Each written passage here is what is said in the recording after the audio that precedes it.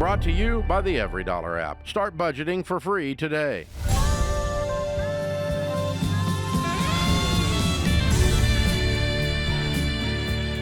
Live from the headquarters of Ramsey Solutions, it's The Ramsey Show, where we help people build wealth, do work that they love, and create actual amazing relationships. The phone number here is 888-825-5225. Rachel Cruze, #1 best-selling author, co-host of the Smart Money Happy Hour podcast, along with a YouTube show, along with Mr. George Camel, and also my daughter. She's my co-host today. Open phones at 888-825-5225. Nathan starts this hour in Anchorage, Alaska. Hi, Nathan. How are you? Doing well, Dave. How are you? Better than I deserve. What's up? Hey, calling in. Built a duplex with some family members last year. I got out everything I put into it, but I was supposed to get a paycheck at the end of the summer, and it never came. And the relationship with the family members hasn't been great after that.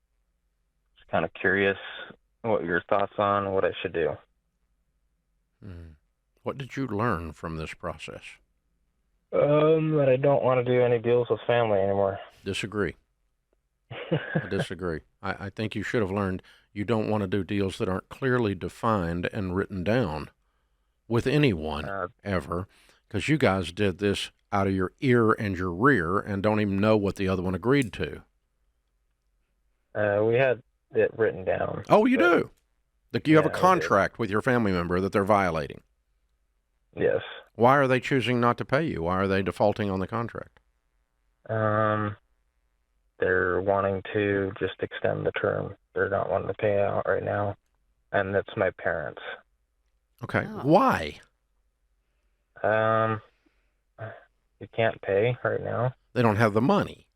They don't have the money. Okay. So how much do they owe you? About $110. Okay. And they're supposed to write you a check for $110,000 at the completion of the construction. Correct. And where did you think they were going to get this money when you signed the deal?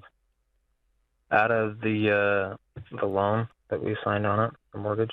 Both of you signed a mortgage? Yeah, the property's in an LLC, of which I own 50%, and the parents own the other 50%. Okay, and the loan was taken out. Where did the proceeds of the loan go if they didn't go to you like they were supposed to? They went to my parents. What did they do with it, since they don't currently have any money? They paid off some of their line of credit that they used to finance the project. Mm-hmm. Well, we knew they were going to do that at the beginning, didn't we? Correct. And then they pocketed the rest. How much was the loan for, total?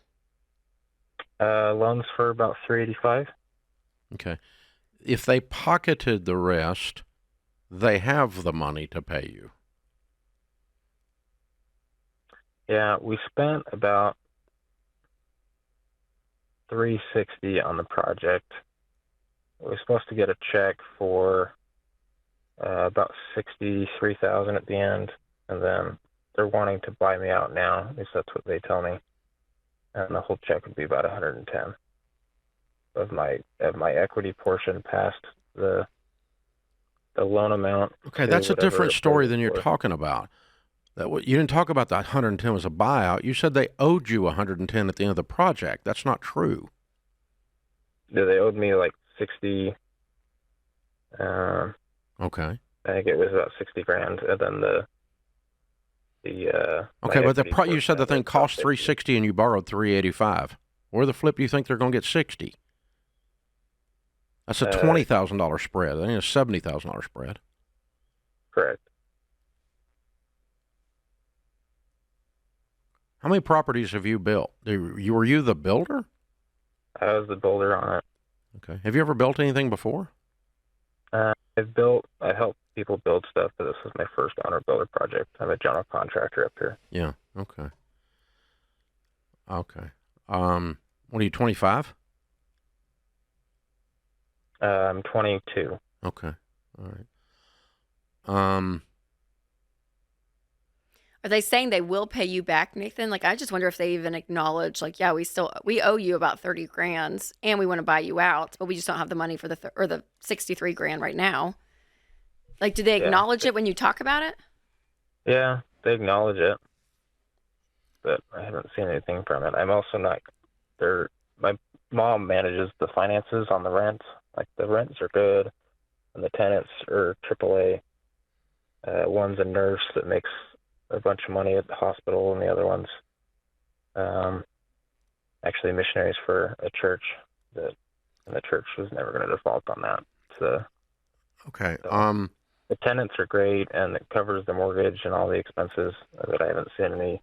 I've seen $1,000. Okay, let me backtrack to the beginning of the deal. Okay, you signed up to build the property, and the builder's fee that you were to be owed when the property was completed was how much? Right about 60 grand. Okay, that's $60,000. And you signed up to build a property, and when you signed up, what was the budget for the property? What were you supposed to spend to build it? The budget was right about 410. Okay, and who put in all this other money? Because you only borrowed $385 at the end of the story, I think I heard.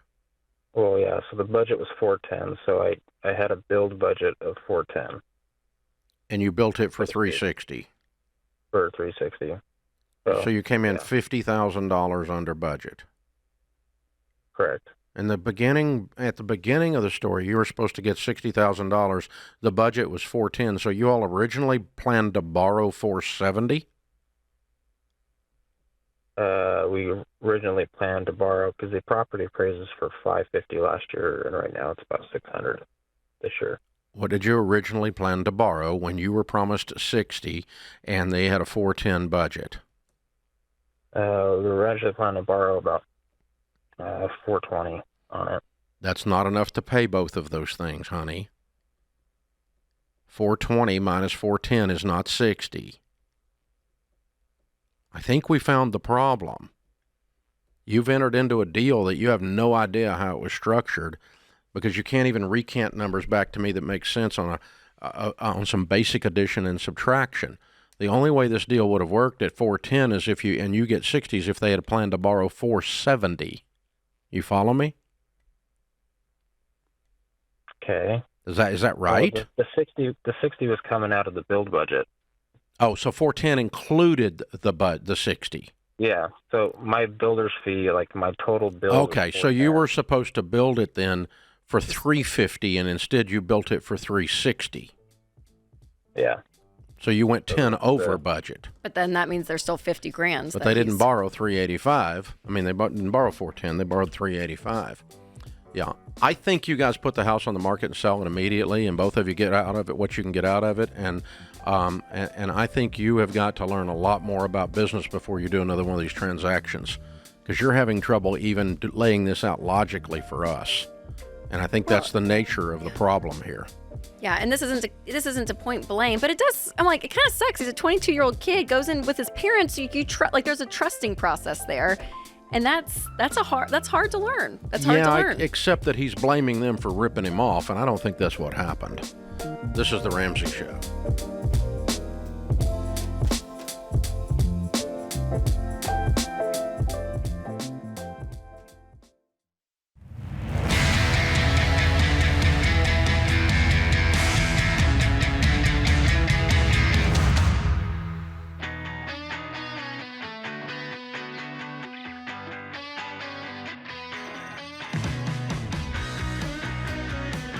Thanks for joining us, America. We're so glad you are here. The book, The Total Money Makeover, is now 20 years old. It's old! But you know what? The interesting thing is the law of gravity worked 20 years ago, and the law of gravity works today. Common sense is still common sense, and it is still marketable. But we went through, updated all the statistics, and tuned up the stories, and got some things in there for you. Plus, we put in a little code in there so you can get every dollar premium for free for 3 months. So go pick up the brand new version of the Total Money Makeover. I think this is the first, or the the fourth time we've done a makeover on the Total Money Makeover. So it's apropos, right? So you go check it out at RamseySolutions.com/store or anywhere great books are sold. The Total Money Makeover 20th year anniversary edition. Rebecca's in Toronto, Ontario. Hi, Rebecca. Welcome to the Ramsey Show. Hi, thank you for taking my call. Sure. How can I help? Okay, it's a bit of a complicated situation. I'll try to simplify, but I'm calling on behalf of my parents. Basically, we want to know if it's wise or even ethical to sell their matrimonial home. Basically, my father, he was extremely verbally and emotionally abusive growing up towards my mom and then later from me and my brother. And it got so bad that I had to leave home and then my mom joined me. That was 5 years ago, and he made it clear that we weren't welcome back. But prior to me leaving, my brother, he was away at university, and then he went back to live with my dad. But he left home because he couldn't take it anymore, and now he's joined us. But we're struggling. Cost of living in Toronto is extremely high. So it just all our friends and family are telling us it's not fair that this is our situation, and my dad gets to live in the home. But at the same time, I'm sorry, why is it not fair that your dad gets to live in the home? Because he was a jerk? That you give up your rights to home ownership because you're a jerk? I'm sorry, he's because he was abusive and he's not letting us back in the home. But it's not your house. Yeah, I mean, it's not my house, but my mom, it's under her name too. But she's a grown-up, and that's her decision, right? Yeah. I mean, she wants to sell, but... That's her problem with him, right? What's it got to do with you? Yeah. I just wanted to get advice to help them, to guide them, because my dad, he also had a stroke a few years ago, so he's not able to work. But he's independent, so that's kind of why we didn't push to sell the house as well, just so that I'm sorry. he can live in the house. Are they going to... Who's we? Who's we that's pushing the to mom sell and the the brother, the family that left the abusive dad that is now living together. I'm sorry, your mom lives with you? Yes, my mom and I, and we all live together, my mom, brother, and I. Okay, but they've never gotten a divorce. Yeah, I was going to ask, is there going to be a divorce? They're legally separated, but right now... So when the divorce happens, then that's where things can really start moving with the home, with the equity that's there, with what's owed to her, I mean, all of that, then he may be in a position where he would have to sell it in order to get proceeds for them to have, I mean, I don't know the divorce law in Canada, but that's where you can actually make legal action, Rebecca, but just you can't. Yeah, Rebecca, here's what I don't want you to do, okay? And I kind of think I heard this, but I might be wrong. You tell me if I missed it, okay? I'm willing to be wrong on this. I kind of think you still want to be able to you still want to be able to have a reasonable, logical conversation with your unreasonable, toxic father. Right. Yeah. Yeah, and I want to help you that's not ever going to happen. Yeah. He's an unreasonable, toxic human being. That's why all three of you have separated yourselves from him. Right. Now, to expect him to suddenly be reasonable and non-toxic regarding a real estate transaction is not going to happen. Is that okay to understand? Yes, yeah, I agree. So the only thing this guy's going to do is when someone makes him do it. Agreed? Right. You're not going to persuade this guy to do anything. Right. Okay. So Rachel's right. When the divorce court drops the gavel and the judge says, "Sir, your house is going to be sold now, voluntarily or at auction as an order of the court," then he will sell the house. But until then, he will not. Right. Yeah, my mom, she wanted to get lawyers involved, and we just don't have the money for that right now. So, well, what is the house worth? Right now, probably close to $900,000. No, I think your mom's got the money then. Again, I'm like Rachel. I don't know Canadian law, but I suspect your mother has rights to half of that $900,000. Does she not? Right. She would, yes. Okay. Why don't you all talk to an attorney, then talk to the attorney about getting paid when the house sells? Oh, okay. Yes. And the attorney gets paid out of the house proceeds, and he goes and files the divorce and gets the house sold under divorce court. Because I don't expect your unreasonable, toxic father to suddenly become reasonable. Right. Yeah. And we just wanted to know if it was ethical because of his stroke too. Oh, it's I very don't know if he ethical. could buy Yeah, it's anything. ethical. He'll have $450,000 with a stroke. He can take care of himself. Okay. Yeah. You guys, you're the story you have told me is so sad that the three of you are still worried about this guy's happiness. Okay, that's Yeah. a therapist would call that codependence. I'm not worried about his happiness. I don't like him, and I ain't even met him, and I've only known about him for 3 minutes. Yeah. You know, I hope he turns out. I hope it's okay. But I mean, his own daughter is telling me this horrible story on him, and his wife has indicated that it's true by leaving him, and his son has indicated that it's true by leaving him, and so your story is corroborated, right? Yes. Yeah. I'm sorry, honey. I'm sorry y'all have gone through this broken, twisted mess. And I'm sorry the scars are going to take a while for all of you to heal from. But your need to support him or make him happy needs to stop today. You all need to take care of you guys. He lost that right from you guys. Yeah, he lost that. He lost that.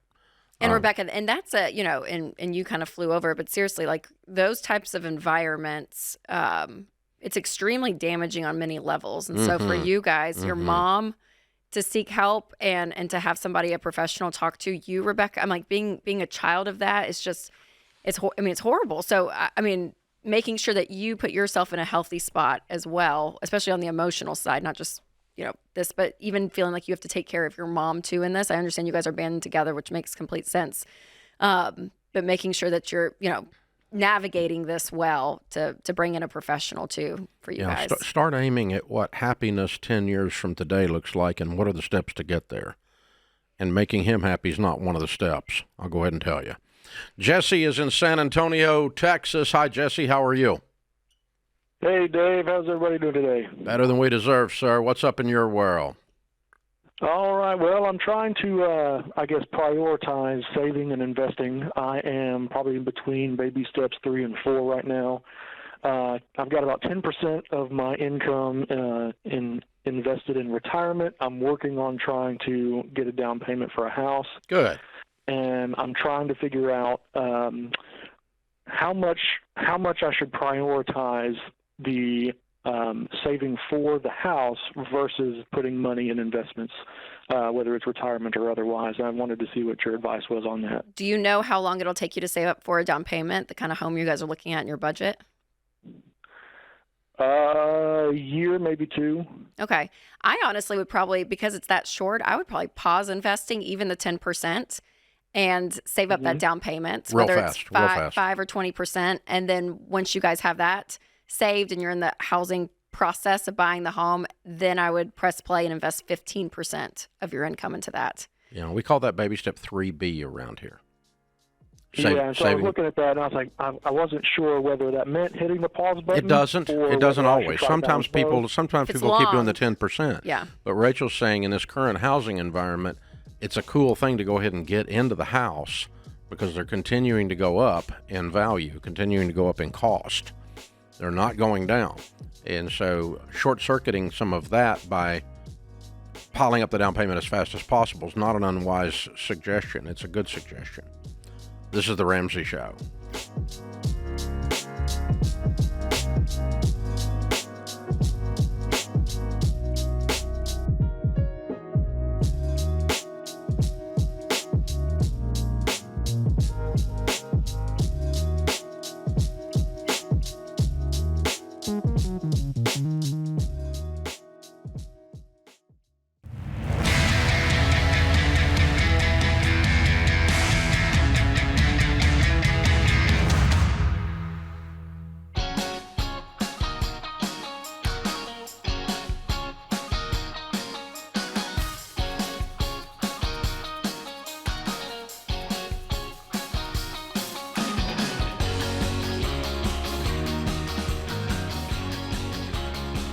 Rachel Cruze, Ramsey Personality, is my co-host today. It is a free call anywhere in North America. Thank you for joining us. Today's question comes from Jenny in Illinois.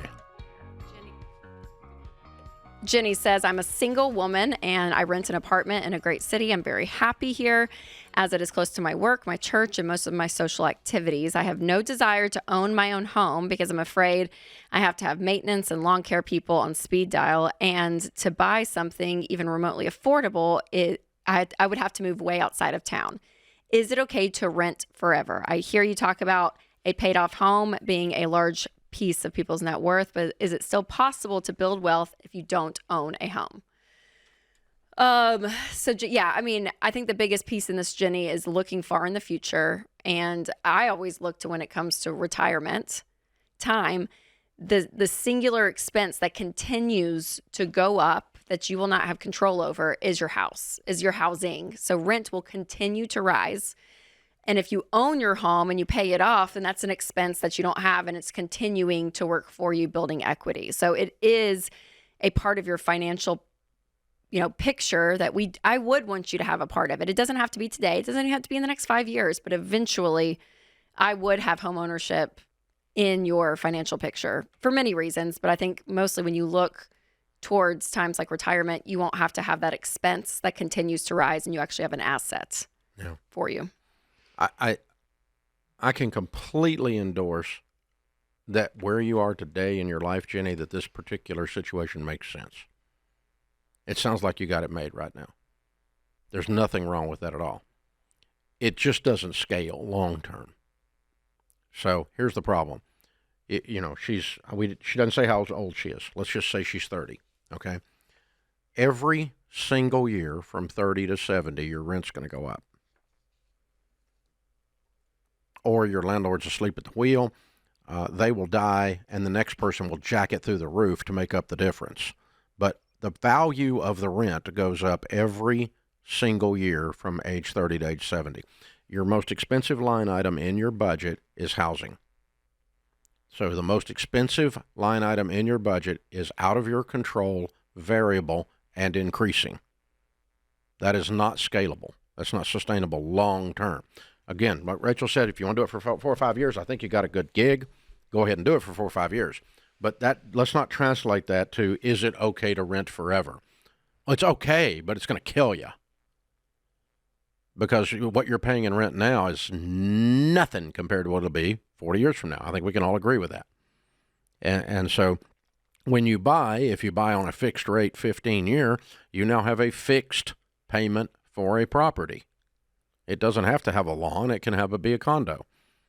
You have a fixed rate. And then when you get paid off, you have a fixed rate, which is zero, other than your taxes and your property insurance, right? Those are two things that will go up as well, but they're a much smaller percentage, and they don't end up being the largest thing in your budget anymore, usually. So, and I will say this too, Jenny, that it doesn't have to be a single family home. If you are single, you don't need a lot of room. It could be a condo, right? But owning property that you eventually own full out is what the key is. Yeah. That's the goal. I don't want you to confuse the fact that you've got a really good situation right now, and I endorse you staying there, with a forever plan. It's not a good forever plan. It's a really good short-term plan, though. I would sit there and I wouldn't let your friends shame you into buying something. And that's what's happening. And people are going, you got to buy a house! You got to buy a house! And you don't have to buy a house right now. You not got a bad deal. But you do need to stabilize the most expensive line item in your budget before it gets out of control and starts messing up your life. I mean, can you imagine being 70 years old and broke and your rent goes up every year? That'd be no fun. San Francisco's calling, and that's Valerie. Hi, Valerie. How are you? Hi. Hi. I am so excited. You. Things are good in San Fran, huh? Excited I am. Oh my gosh. What is up with Valerie? Well, excited as I am to talk to you, I got some troubles, of course. So I filed for bankruptcy, and I believe everything was discharged either May or June. I can't remember the date this year, because there was a little problem and they were missing a paperwork, and so we got that cleared up. So I believe the discharge was probably June instead of May. But I realized that how do I build my credit up without getting a credit card? How do I build my credit back up? I know that it was a mistake now to do. Wait a minute, Valerie, you went deeply in debt and got bankrupt. Why are you wanting to go back in debt? I don't want to go back in debt. What is credit for? Well, yes, I What's do credit realize for? that.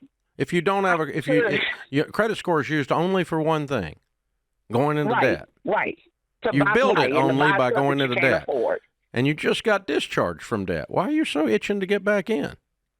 Well, I honestly, I'm gonna call you Uncle Dave. Uncle Dave, honestly, I'm not trying to get back in debt. I own a house with my 4 other siblings, and me and my sister live in the house, and we're paying for the house, and they're paying the insurance and the tax, and we all pay the insurance and the taxes on the house. Well, I want to be able to come out of this house because this house is what got me into debt, trying to fix stuff, and then we had a guy that we knew he was a contractor. He is a licensed contractor, but he screwed me and my sister over. And I ended up going into debt trying to not have holes in my house, not have water flowing from the kitchen. And so it was construction, Valerie, that got you to the point of bankruptcy. It wasn't, credit card debt or car loans or everything else. No, well, you would tell me that my car loans are, ridiculous. My car loan is ridiculous. So it wasn't just construction. But it was really the issue of we had water damage, and when he went in to fix all of that and redo the kitchen, they gave us the money to redo the kitchen. Stop. You had a crisis. You had a mess. And you used debt to fix it. And then you called me after filing bankruptcy and said, how can I go back into debt? No, that's what you did. Well, building credit. Yeah, hold on. Okay. There's only one way to build credit, only one reason to build credit, and that's to go back into debt. So you're telling me don't worry about it. If you're not going to borrow money, money, you don't need credit. And there will be things, Valerie, that they may pull your credit. Right? If you apply for a job, sometimes they will pull your credit report. If you're for a cell phone company, sometimes they'll pull your credit report. Renting an apartment, there's different times in life. Yes, they will pull your credit report. Yes, but you can do life without it. But a credit score you can live without. You can do all of those things without a credit score. It may be harder, right? There's going to be some workarounds. But it is possible. Okay. The only real reason that you need it is if you're going to go take out a loan, right, for a car or something else. And if you want a home later, you can do what's called manual underwriting, and there's a process there. But for you, Valerie, I want you have a lot of things going on, and I like your energy, and I want to channel that energy to changing completely the way you've been doing money, and even like the mindset of even credit. Like there is a totally different system out there that does give you control. It gives you peace. It gives you a plan. It gives you guidance, and it's going to be a change, a mental change. But if you're ready for that, I mean, I'm going to have Christian pick up, and I would love to give you Financial Peace University, our 9-lesson course on money, Every Dollar Premium, our budgeting app, the Total Money Makeover 20-year anniversary edition. I would love Financial Peace. Yes. So let's. All right, you go through that, Christian and that'll will pick answer up. your question on what we're But when I went through bankruptcy, honey, it wasn't any fun, and I decided what caused it. It was borrowing money that caused it. I had a lot of reasons for borrowing money, but at the end of the day, very few people file bankruptcy that are debt-free. This is The Ramsey Show.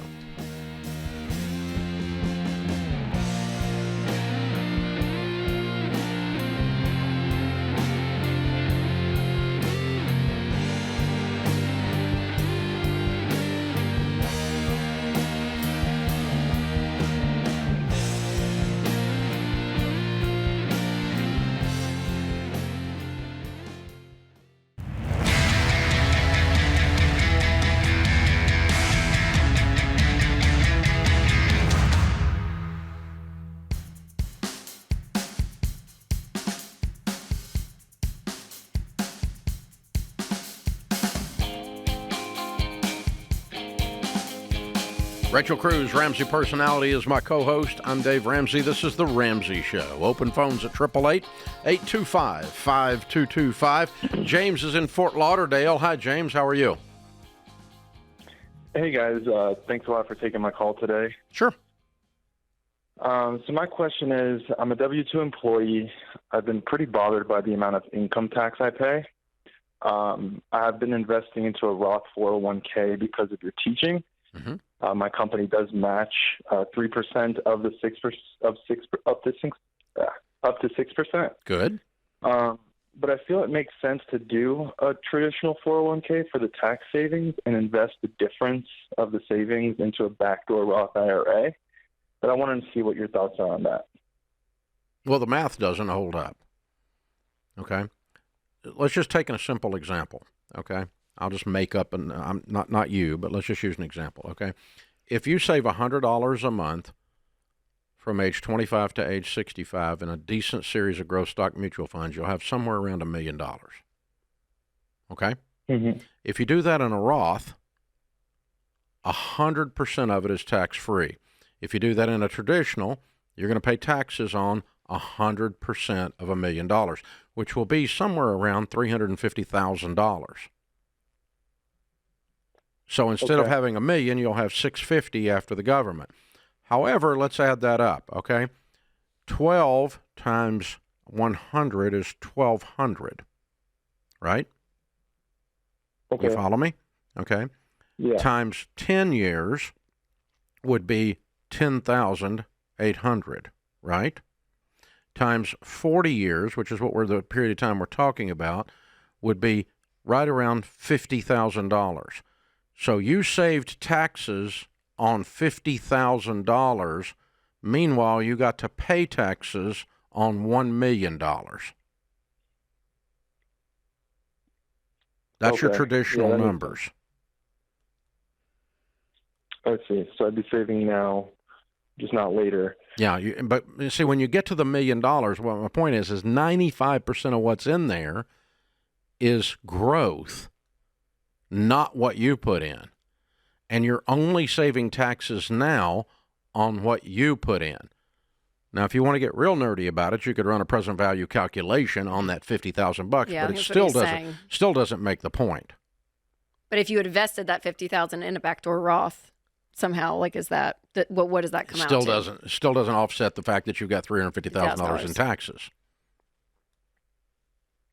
Okay, well, don't I pay taxes on the withdrawals on the back end, like when I am not on a Roth? Age? No, Roth is 100% tax free.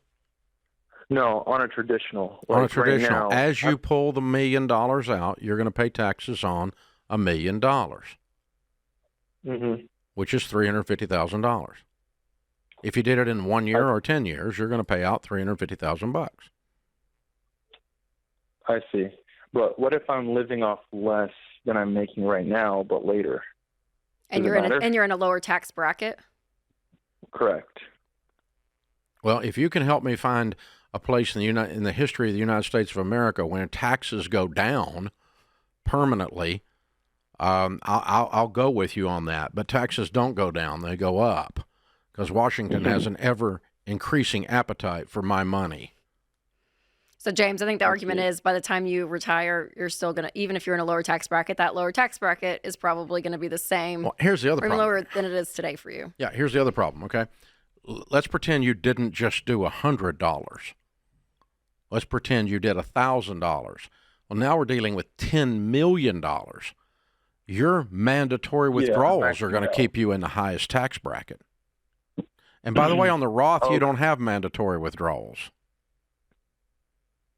Oh, I don't? No, where you have a required minimum distributions at 72.5 on traditionals. You have zero requirements on Roth. So I'm sitting here with a several $100 million net worth and $100 million probably, I don't know, not quite, in Roth. But guess when I will take that money out for that Roth? I'm 63. You know when I'm going to pull the money out of that Roth? Never. Because it can go to my next generation tax-free. I'm going to let the sucker sit there and grow. I'm 63. Let's say I live to 93. That's another 30 years. All that money's going to grow tax-free, and then it's going to be handed to the next generation tax-free. Not true with traditional. An inherited IRA is taxable. So it screws up your estate plan. And if you do really good and you save a whole bunch, you're going to be in a high tax bracket.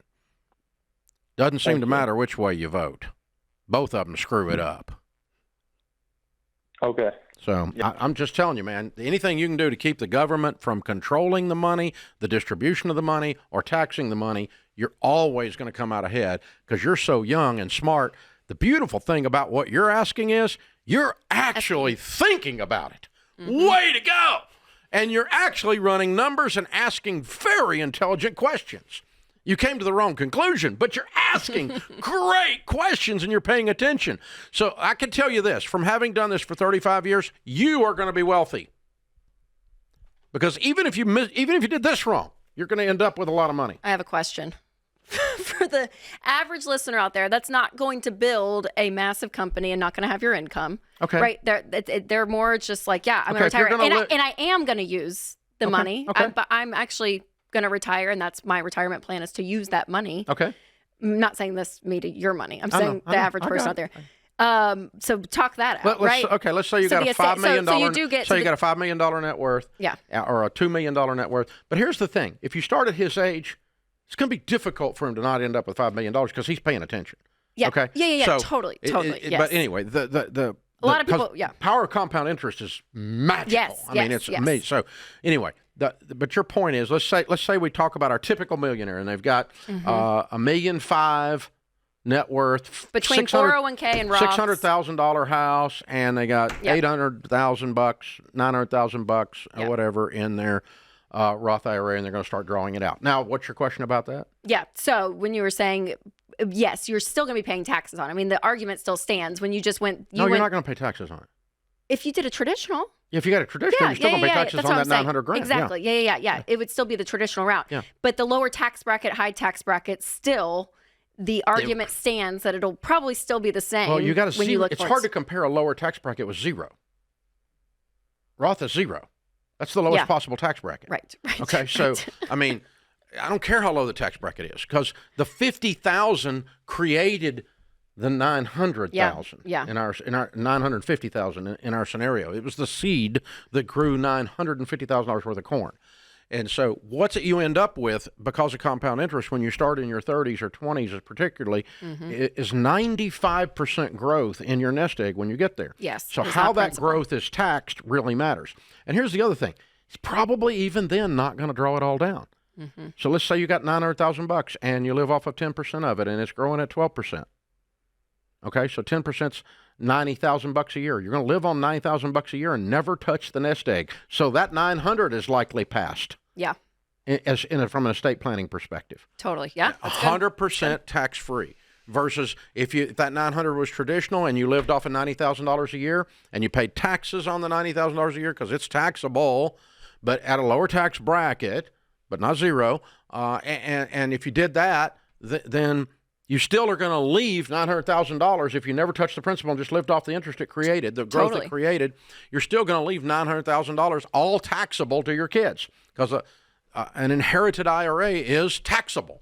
And the new rules require that you pay all the taxes out within 10 years on it under the Secure Act. Thank you, Joe Biden. And so there you go. I mean, that's new rules. You cannot drag your inherited IRA out. You've got to cash it out because those people want your money. And they're not going to let you keep your money if you structure it in a way. What's the death tax? The death tax is an estate tax. Okay. It means I've already paid income tax on all this money. And is that on top of that you have to have a minimum of that, right? Yeah, $20 million. Oh, okay. Yeah. And then but if you get $40 million or you get $120 million, you get taxed on $100 million at death. There's a lot of taxes that you have already paid taxes on. That's why they call it the death tax. Because you're taxing people who've already paid taxes, but they're too dead to do anything about it. This is The Ramsey Show.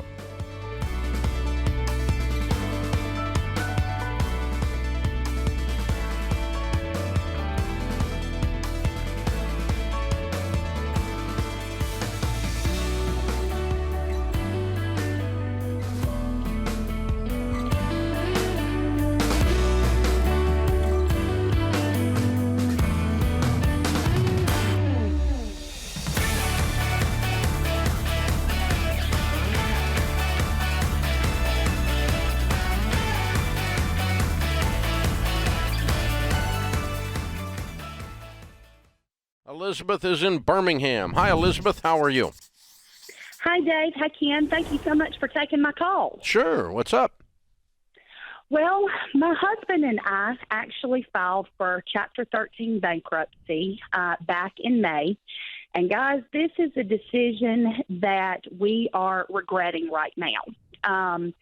At the time, just long story short, we were in a bad financial place earlier this year. I had lost my job, and so we were working the baby steps. We were on baby step number 2 when all this happened. And I think in a panic of realizing that we were down to one income, we panicked and did some stupid things and got into more debt, and then realized that, hey, we got to pay this off. How are we going to do it? We weren't looking at the bigger picture, and so we filed for Chapter 13. And fast forward to today, we're in a much better place. I have a great job. My husband's doing well. And, guys, we do well every month, except that pesky payment that we have is really cutting into our monthly income. And we're in gazelle mode right now. We're selling everything that we can sell. We had a yard sale, and we're doing good and bringing in extra money. But in bankruptcy, you can't, you get that payment and you got to stick with it. And we have an appointment with our bankruptcy attorney later this week to actually see about just getting out of bankruptcy, just canceling it all together and taking on the task ourselves. And we would love to get y'all's opinion on whether you think we should do this or just keep at it with Chapter 13. Okay. Well, first, let's establish a couple of things. Once the file has been opened on you at the courthouse, that's where the phrase comes from, filing bankruptcy. And a number has been assigned to you, so you have filed bankruptcy. You cannot unfile bankruptcy. You can voluntarily dismiss a Chapter 13, but if anyone ever asks the question, have you ever filed bankruptcy, the answer for the rest of your life is yes. Okay. Me too, by the way. Yes. Okay. I filed Chapter 7 in 1988. So, right. Me too. Been there, done that. And 7's a lot worse than 13. So, but that's really a misnomer, because right now what you're asking about is the cash flow and what kind of risk and stuff have you got. So what kind of debts do you have? Our biggest one, guys, we have 2 car payments. And our cars we owe more on them than they were worth at the time. Now, since we filed, I don't really know the standing. We also had about $25,000 in credit card debt and about $6,000 in personal loans, no student loans, and that's all we have at this time. Okay, and what do you owe on the 2 cars? The 2 cars, right around probably $30,000 each. Okay, and you think they're worth somewhere in that vicinity? Probably a little bit less, probably around, I think we could, it may be more just depending on how the market is right now. But I would say, Dave, probably around $26,000 or $27,000 at least. What do you guys make now? What's your household income now?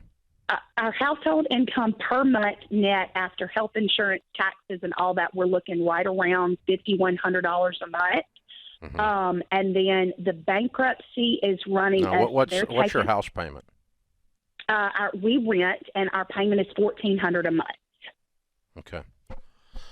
All right. So the way you can kind of analyze this is pretend like you took a baseball bat and you hit a hornet's nest and you threw the hornet's nest in a closet and closed the door.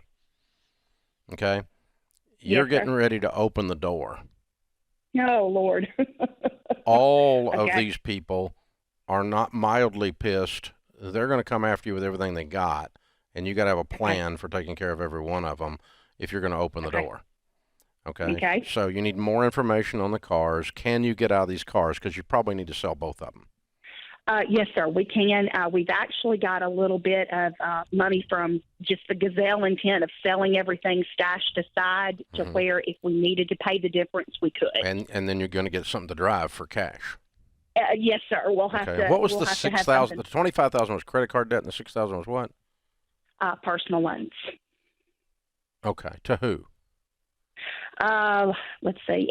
Just lenders in general. Avio Credit. Like personal lines of credit. Yes, okay. Yes, sir. Right. Yes, sir. they're going to be the worst versus credit cards. Okay. Because they're basically bottom feeders. And they're going to come after you really, really aggressively. So you're going to knock those out really, really fast. The credit card companies are incompetent, inefficient. So the how aggressively they chase you will take them time. During that time, you need to just be on the phone with one at a time of them and get a payment plan going. Okay. If you just start paying them payments, most of the time, 99% of the time, you can shut them up. Okay. Okay, but you can't just ignore them because now you've got no protection, because federal bankruptcy filing puts a stay, an injunction, like telling a dog stay, on all of the creditors. They can't touch you. They're the hornets in the closet with the door closed. When you voluntarily dismiss, you open the door, and out come all the hornets. So you need you need a bug spray, you need fly swatter, you need a hood that's on your head, or whatever it is, whatever metaphor we want to do here to keep all this crap from getting at you, right? And so go ahead and dumping the cars and so forth. All of that'll work. By the way, inside the Chapter 13, you can probably get the trustees' permission to do the car deals. Okay. And dump the car deals and get your cars all situated, and pay the payment for 1 or 2 more months. All of the payments you're paying is going towards your debts anyway. You're not losing any money by paying payments, because you're going to be paying payments after you come out of this. You just want to make sure you got a plan. But I'm with you. If you can step out of that 13, you probably can manage it more efficiently than you can inside the 13 if you're willing to dump these cars especially. Wow. Lesson learned.